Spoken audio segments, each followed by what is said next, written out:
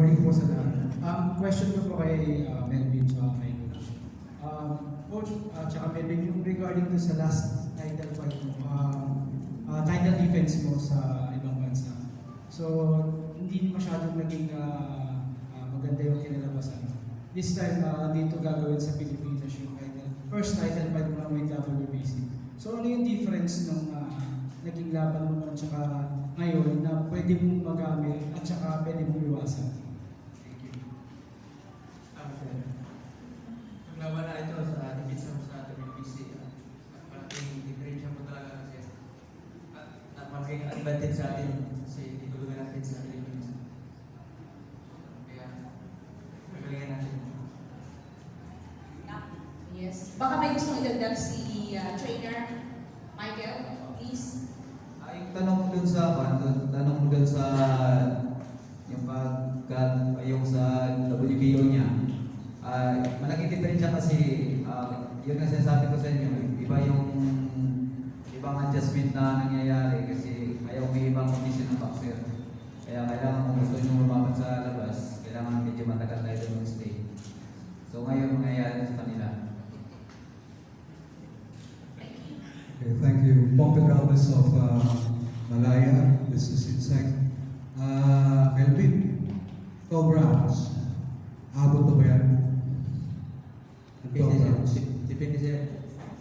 Depende sa ano? Okay, palagi. Ha? Pero kung alam ko na undefeated yung kalaban mo, pero kung ikaw, ang masusunod, madidictate ko yung tempo, madidictate ko yung strategy, yung game plan na balak ninyo ni Coach. Palagay mo, matatapos to o matatapos to ng mas maaga doon sa inaasahan ng marami. Okay lang ka doon. Kasi sabi nga i-shorten the better, sabi nga sa boxing. Ano masasabi mo? Tingnan natin sa laban, sir. Sa dito. Ano? Tingnan natin sa laban sa Pilipinas. Tingnan natin sa laban. Okay. Siguro 7 rounds. Di ba? To Mr. Castillo, you're undefeated. This question is going to be, we just asked the defending champion if the fight scheduled for 12 rounds will end earlier than expected. Like a knockout win, either for your boy, for the challenger, or what can you respond to this? How can you respond to this?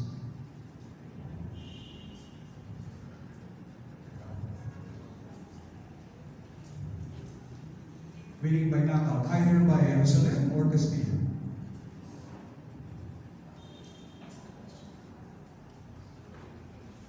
Please repeat the question. Okay, we will repeat the question. Renamo is Pompey Galvez of Periodista, Malaya. Knockout by Castillo or Jerusalem, 12 rounds. What can you say?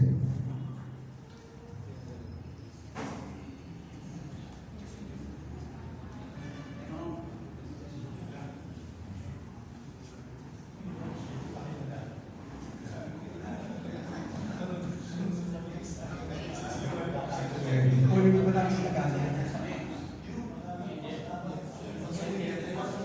Alright. Yeah, he was asking if you expect this to go to the distance or knockout or either of the two fighters.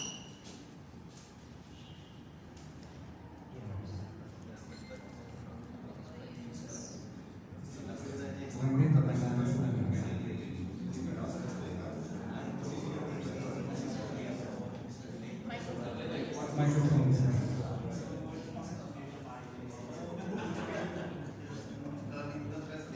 Pues yo vengo a darle todo a Río del Río.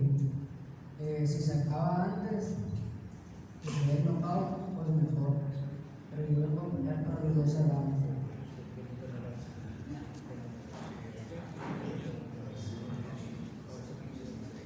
Ano sabi? Yes. Okay. I'm here to give it all in the ring.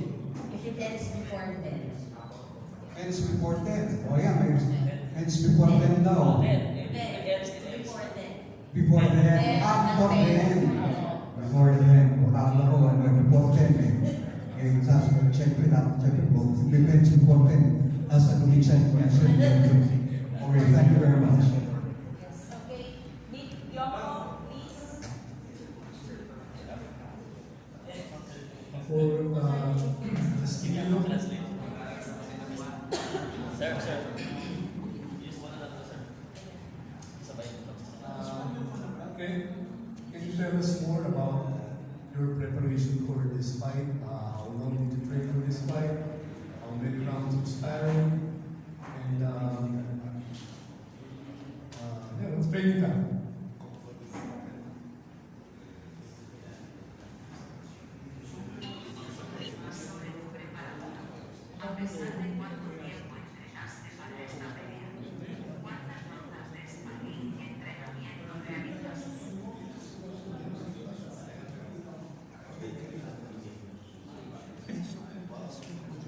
So questions about the training camps and preparations of Luis Castillo for this fight against Melvin Jerusalem. Yun po yung sasagutin niyo ni Castillo, ang undefeated challenger. Trabajo no necesario para llegar a óptimas posiciones para esta pelea y pelear para los 12 rounds. Me preparé al 100%. Los sparrings duros de 12 rounds explosivos. Me preparé para venir y poder bloquear, pero vamos a pelear de tú por tú, lo vamos a dar todo al filo del río. You said, Hey, microphone, please. Yes. Okay. they just said they're just gonna give their best, they prepared hard. They didn't give any specific. It's pausing kasi yung translator kaya nawala eh. But they're going to get head to head and take it all on the fight. The generic answers that they're asking. Question for Melvin. Melvin, sa mga napanood mo sa YouTube, parang body punch ang ginata ito, no? Medyo mabagal na. Anong dapat pangalaman sa mga asubot yan? Yun sir, nag-aralan namin ni Coach Michael, yung mga Anong malakas talaga sa kanya? sumahan, tapos body shot din. Kasi lately, mga Pilipino laging bagsak sa body shot. Siguro alam naman ng trainer nyo, ano? Meron kami special na ginawa para dyan sa bodega. Sige sir, pinagandaan namin sir. Okay. Walang mananakot ng body shot dito, ha? Sila.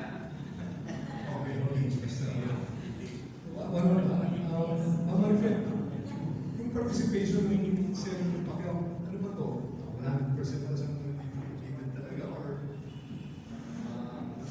I mean, paano ba niya pinili itong laban? Actually, yung po muna, if I may say it, JC, okay? Ito po ay hindi talaga sa blow by blow unang hinalok ang laban na ito. But they really wanted to have it here in the Philippines because I think this is the first time in 7 years, 5 years, that for a very, very long time that we are hosting, the Philippines is hosting a world championship. And it's happening ngayon po. But this invite to sponsor the championship here is not really for us. Siguro by a stroke of faith because we're praying and talagang Senator Pacquiao is really, on the go for this championship. Sa amin po, ibinigay ang pangalawang invitasyon to host this. And Senator Manny Pacquiao, just like us, we are so proud, we are so honored that for the past so many years, blow by blow, in just 2 years' time of our existence in this boxing, world boxing, kami po ang mag-host. So, lahat po ng preparation, every now and then, though the senator is not here right now, he kept on calling me and texting me what's really happening. So, ika nga po natin, blow by blow, sinasabi ko po sa kanya what's really happening in the Philippines. We kept track of all the records, all the events that's happening right now, yung lahat ng cortisol namin, with Mayor Mandaluyong, lahat po ng organization and their sponsors, he kept track of this. So alam po niya lahat na nangyayari. And yun nga po sabi niya, please tell our boxers that Manny Pacquiao is sending his best wishes, his prayers to God, that both of them would have good fight and will not really be in pain after the fight. So, yun lang po wish niya, panalangin niya na maging maayos po ang event po nilang dalawa at walang masyadong masasaktan at mag-enjoy ang lahat ng manonood, lalo po ang mga Pilipino. Maraming salamat. Ma'am, before our next question, darating daw po kasi